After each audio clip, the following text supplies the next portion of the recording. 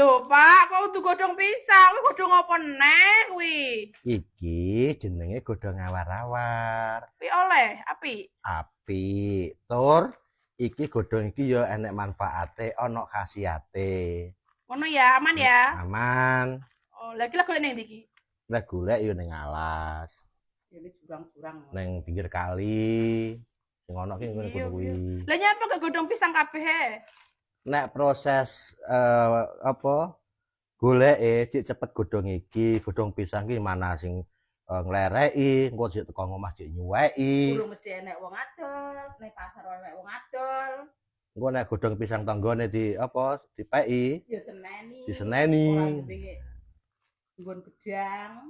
Dadi Tuh, ngono. Lho, sapa sing duwe godhong pisang jono rene gak apa-apa. Godhong awar-awar ya gelem.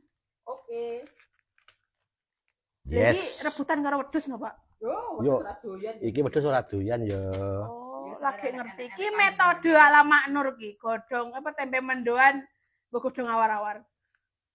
Nek enggak percaya, buka ning YouTube utawa ning Google. Manfaate godhong awar-awar ki apa? Lah, YouTube ki adine sapa, Pak? Adine Google. Adine Google. Maknur wis pinter, Cak. Adine Google. Facebook.